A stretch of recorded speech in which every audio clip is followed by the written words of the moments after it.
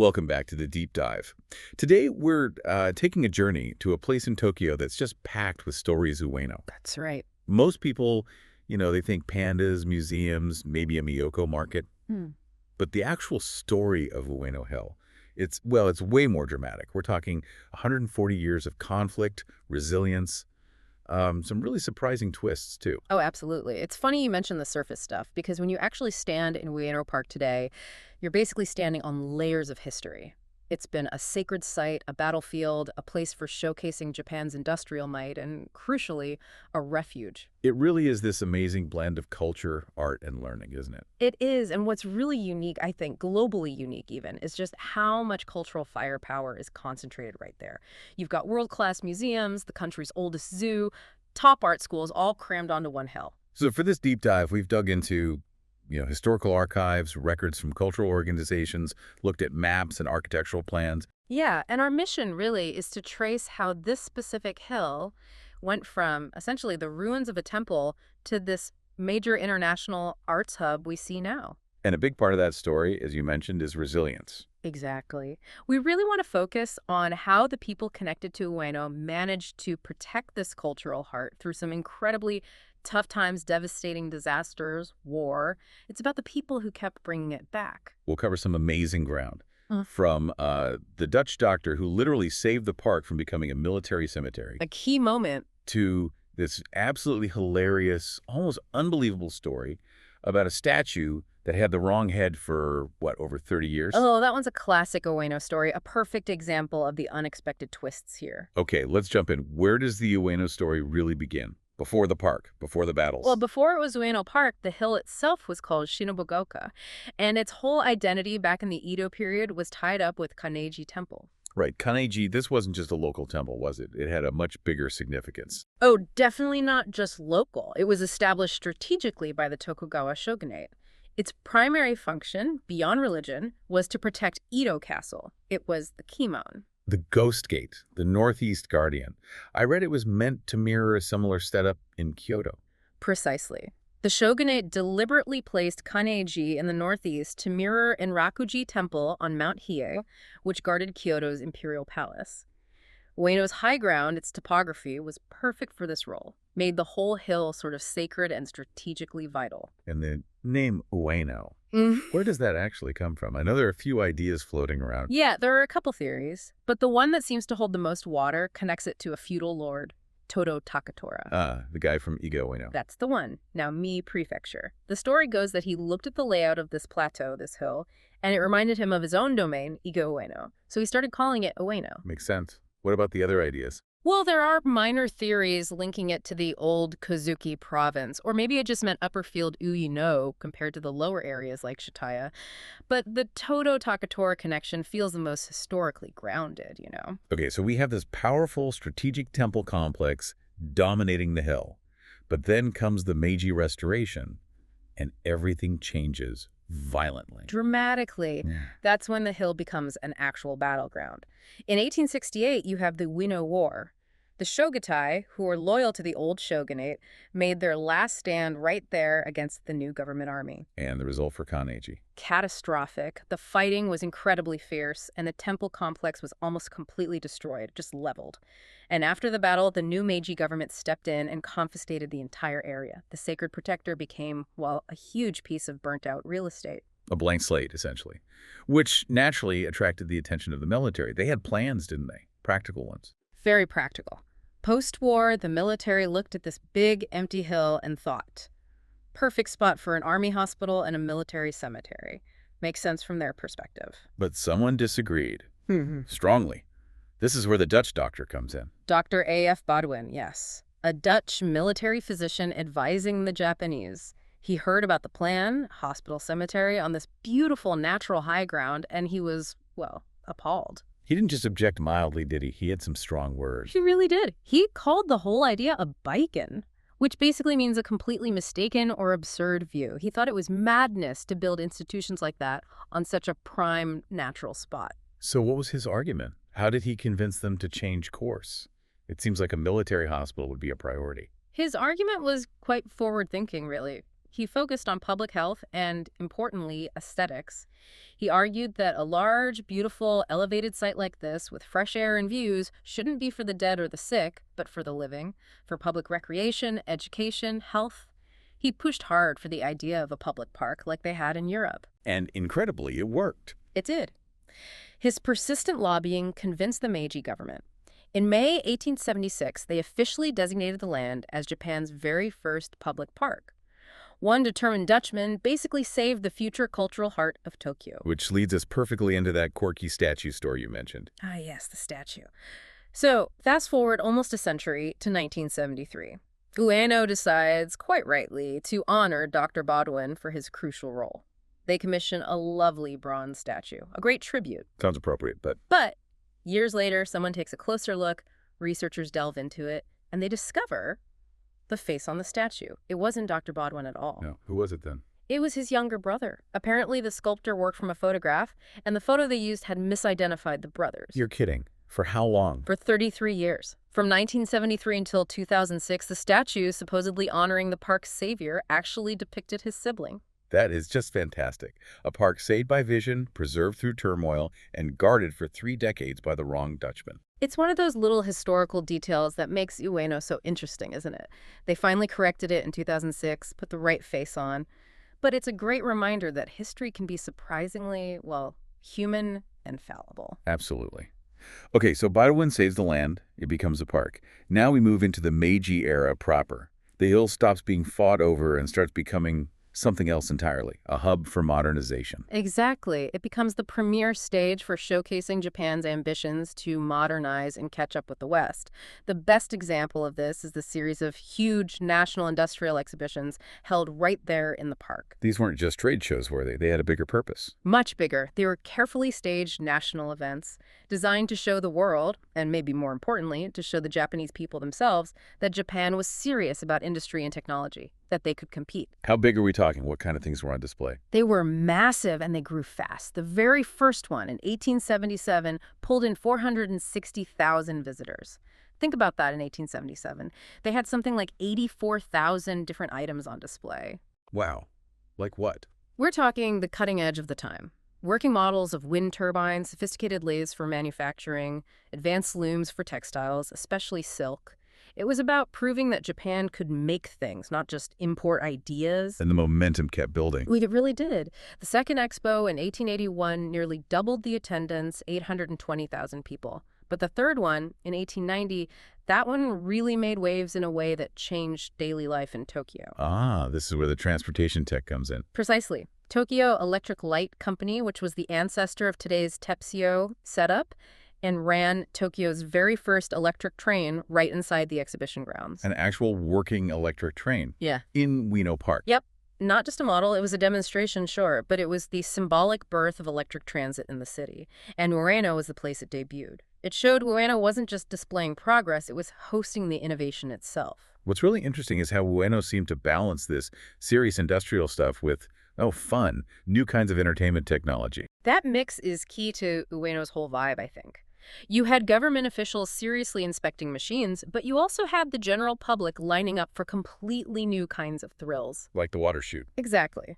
Later expos, like the Tokyo Taisho Industrial Exhibition in 1914, featured things like this giant water chute, basically a big boat slide that splashed down into Shinobazu Pond, pure mechanized amusement right alongside the museums. Imagine seeing that for the first time. And wasn't there another transport first linked to the pond? Because the main park is up on the plateau. Right. Getting the huge crowds between the upper plateau and the pond area was a challenge. So for that same 1914 exhibition, they installed Japan's first escalator. The first escalator in the country. Yeah. For an expo. Yeah, it was purely practical, moving people efficiently. But of course, it became a massive attraction in itself. People were amazed by this moving staircase. So Ueno was the place for industrial debuts, high culture, and cutting-edge fun. A really dynamic combination. And this period also saw the deliberate creation of that culture cluster we still see today. It feels like the Meiji government decided, okay, this hill is where we put all our important new cultural and educational institutions. It was very intentional, very strategic. The idea was to centralize knowledge and culture to support the modernizing state. It happened quickly. 1877, you get the Education Museum, the forerunner of the National Museum of Nature and Science. Okay. Then 1882 is a big year. The main museum, which becomes the Tokyo National Museum, moves to Ueno. That centralizes the nation's art and artifacts. And the same year, Ueno Zoo opens Japan's oldest zoo. And for the arts, the founding of the Tokyo Fine Art School in 1887 seems crucial. Hugely important. Founded by Okakura Tenshin, a major figure in art philosophy. This school, which is now part of Tokyo Gaidai, was meant to forge a modern Japanese artistic identity, blending tradition with Western techniques. It trained generations of artists like the famous Nihonga painter Yokoyama Taikan. It cemented Ueno as the breeding ground for modern Japanese art. And we can't forget the big landmark. The Saigo Takamori statue went up in 1898. That image, him and his dog, became totally synonymous with Ueno, didn't it? Absolutely iconic. Then by 1906, the Imperial Library is established there too.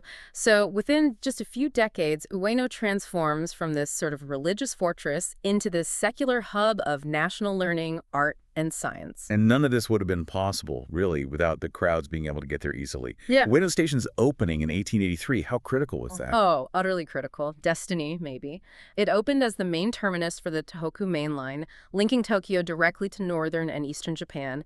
That immediately cemented Ueno's role, both physically and symbolically, as Tokyo's North Gate. The gateway. Exactly.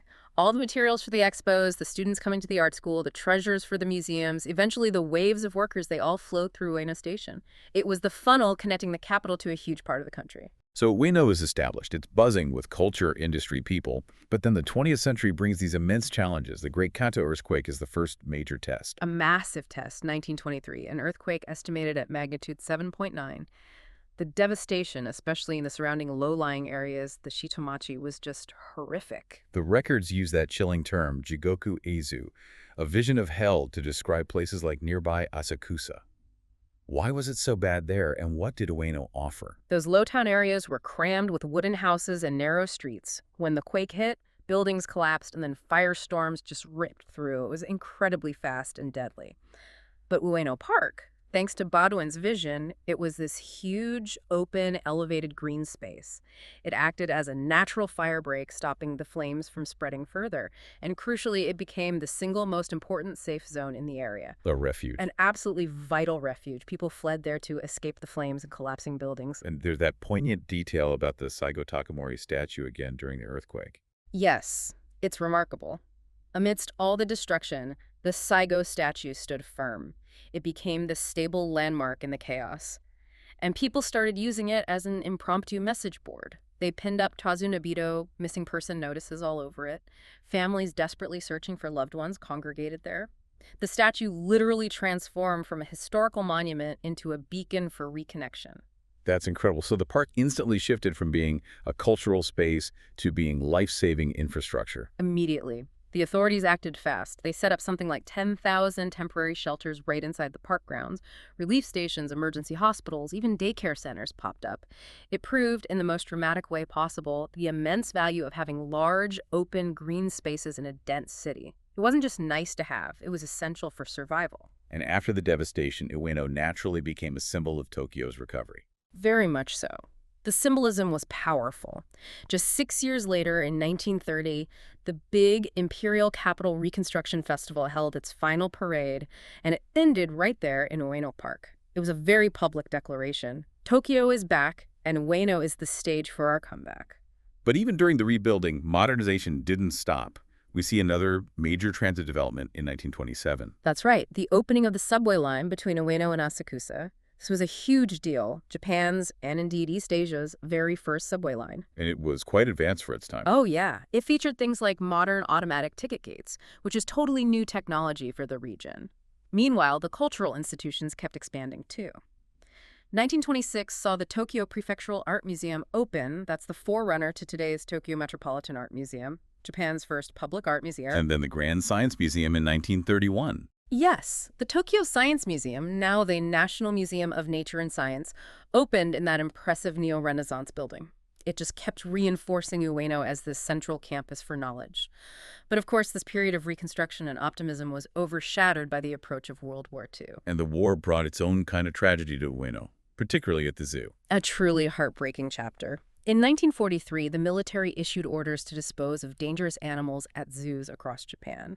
The fear was that Allied bombing raids could damage enclosures and release predators like lions, tigers, or bears into the streets. So they had to kill them. Yeah. Even the elephants. Yes. It was a systematic culling. Elephants, the big cats, bears, leopards. It was seen as a necessary precaution, but it was obviously traumatic for the zookeepers and the public. That specific event, the killing of the elephants, really stuck in people's minds, didn't it? It did, profoundly. The story of the elephants, particularly their perceived suffering, resonated so deeply, it later inspired a very famous children's book called Kawaisu na Zoo, Poor Elephants. It became a classic, teaching generations about the harsh realities and sorrows of war through the lens of the zoo. And the park itself was repurposed for the war effort. Completely. It wasn't just a cultural space anymore. It actually housed the headquarters for the 1st Anti-Aircraft Division. And resources were so scarce. They even changed Shinobazu Pond. Yes. The beautiful Lotus Pond, Shinobazu Pond, was drained and converted entirely into rice paddies. They needed every square inch for food production. The cultural landscape literally became farmland. And then, when the devastating Tokyo air raids began in earnest, the park once again served its crucial function as a major evacuation site, a refuge from the firebombing. That open space saved countless lives again. After the war ends, Ueno is, yet again, in a state of chaos, but a different kind this time.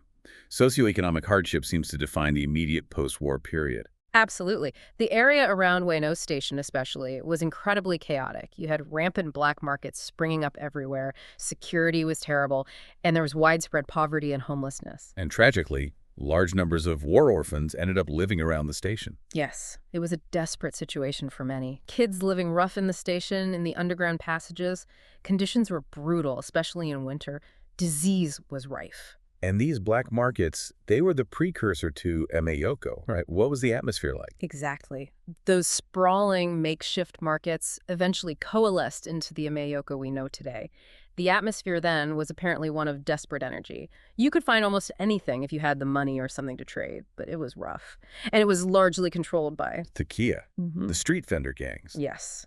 The Takiya basically ran the black markets. They were definitely involved in illegal activities, controlling territory, but the sources suggest a more complex picture, too. How so? Well, amid the lawlessness, they sometimes acted as a sort of rough local authority.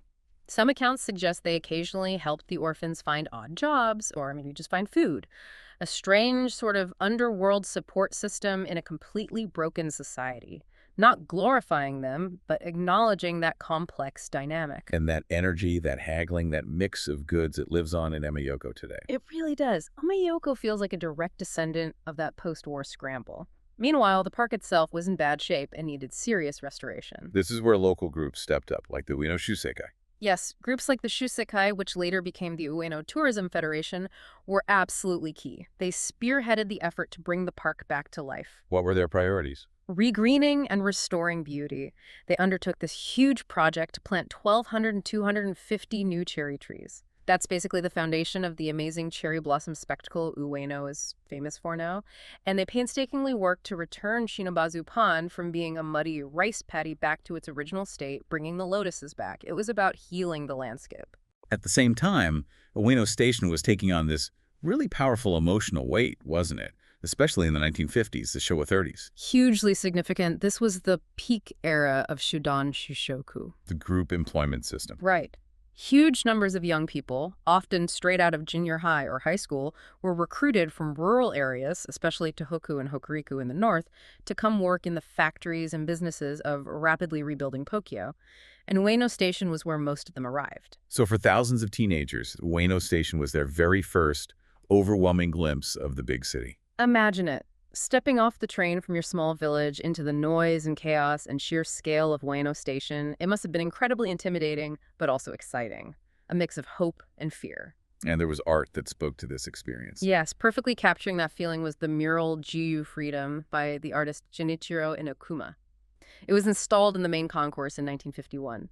It became this symbolic welcome mat for all those young arrivals, representing the promise and opportunity, maybe the challenge, too, of Tokyo. Building on that sense of renewal, Ueno's cultural profile just exploded onto the world stage in the post-war era. This is when some major international architecture arrives. Absolutely. This is a real golden age. And it starts significantly with Western art.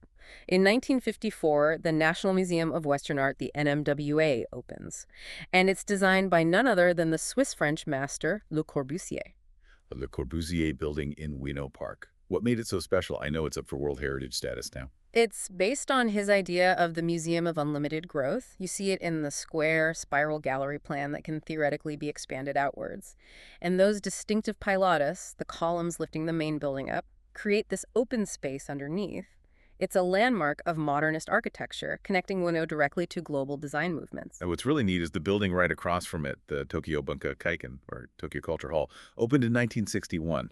There's a connection, isn't there? A wonderful connection. It was designed by Maekawa Kunio, who actually apprenticed under Le Corbusier. And Maekawa showed incredible respect for his master. He didn't try to outshine the NMWA. Instead, he deliberately designed the Bunka Kaiken to harmonize with it. He matched the height of the eaves precisely. He used window frame designs that echo the museums. It creates this beautifully unified cultural plaza feel rather than two competing monuments. Really thoughtful design. And this combination of world-class venues turned Ueno into the place for blockbuster international art exhibitions. We're talking about huge crowds. Unbelievable crowds. Art mania is the right word. Ueno became the only place in Japan, really, that could handle these massive international loans. In 1964, they brought the Venus de Milo over. The actual Venus de Milo. The actual Venus de Milo. It attracted 830,000 visitors in just 38 days. The queues, apparently, snaked all the way from the museum entrance, down the steps, and right back up the hill to the Saigo Takamori statue. That's insane, just pure pilgrimage. It was, and it set a precedent. The Tutankhamun exhibition in 1965, 1.29 million people. Then, the Mona Lisa in 1974, 1.5 million visitors. Ueno was the stage for these shared national cultural moments. And we absolutely have to mention the arrival that probably cemented Ueno's image for millions of people, especially kids, right up to today. Pandas! Gotta talk about the pandas. 1972, a big diplomatic moment. Huge. To celebrate the normalization of relations between Japan and China, Beijing gifted 2 giant pandas, Lan and Kang, to Ueno Zoo. And the reaction. Instant national obsession, an unprecedented panda boom. Everyone wanted to see them. It forged that indelible link. Ueno means pandas, and it still draws huge crowds to the zoo today. So moving closer to the present day, Ueno hasn't rested on its laurels. The process of adding cultural layers has just continued, hasn't it? Absolutely. It's constantly evolving, constantly adding. In the late 90s and early 2000s, you saw major additions like the Horyuji Treasure Gallery at the National Museum in 98, the Heiseiken Wing also at the National Museum in 99, and the International Children's Library in 2000. And existing places get updated too, plus more modern amenities creeping in. Definitely. The Tokyo Metropolitan Art Museum had a big refurbishment completed in 2012. And yeah, you see more contemporary comforts now, like the Starbucks and the Parkside Cafe right there by the main fountain. It adapts to what visitors expect today. And the power to draw massive crowds for special exhibitions hasn't faded either. Not at all. The Ashura exhibition in 2009 drew almost 1 million people, 950,000. Another Tutankhamun exhibit in 2012 still pulled in 1.15 million. The pulling power is still immense. But what seems really interesting now is how Ueno is actively trying to reach new audiences, maybe people who wouldn't normally go to a traditional museum.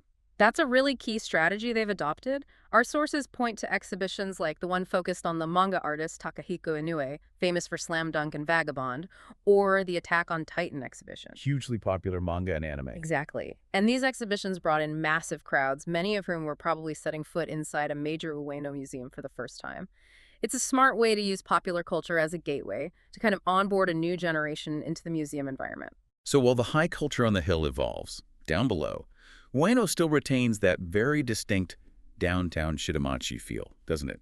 It's part of that Ueno-Asakusa pairing. That contrast is essential Ueno. You can spend the morning looking at national treasures or French impressionists, and then walk 10 minutes and be plunged into the noisy, vibrant chaos of Omiyoko. Still famous for haggling and finding bargains on everything from seafood to imported snacks. Yep.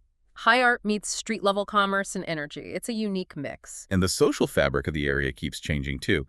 It has a long history as more than just markets and museums. That's true. It's historically been a major entertainment district around places like Ueno Nakamachi Dori. And interestingly, sources indicate it was known as a significant gay town even before the war. It's always been this place of layers of different communities coexisting. Which sometimes requires modern intervention, right? Like the anti-gang regulations. Yes, that was a significant move in 2019. Designating certain areas, specific combs of Ueno, as special zones where paying protection money to gangs is explicitly banned.